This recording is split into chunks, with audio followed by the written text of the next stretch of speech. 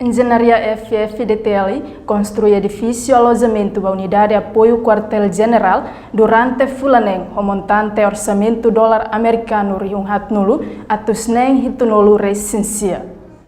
Secretário-Maior-General Valentil Força Defesa Timor-Leste, Tenente-General Domingos Raul falou Ratelaek, inaugura edifício alojamento Unidade de Apoio Quartel-General. Sexta-feira, Loron Ranulu Resin Rua, Fulang Abril Tinan Rihun Rua, Ranulu Resin Rua, e a Quartel-General Fatuhada Dili. Secretário-Maior-General Valentil Força Defesa Timor-Leste, Tenente-General Domingos Raul falou Ratelaek, a jornalista se informa. Construção edifício alojamento da Unidade de Apoio Quartel-General ato corresponde equipa Unidade de Apoio Quartel-General, sirane serviço vem hira e a situação emergência. E também inaugura obra que ainda be nossa engenharia, pessoal engenharia halo, para depois alojamento da Unidade de Apoio do Quartel-General.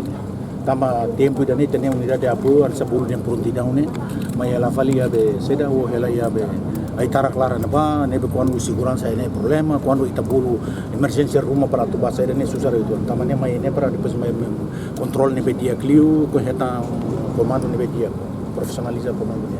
Mas que parte balão de construção né precisa finalizar. Tenente-General Domingos Raul falou Ratelaek aprecia no ratone reconhecimento da obra Engenharia FFDTL. Reportagem da Zaveira Televisão Timor-Post.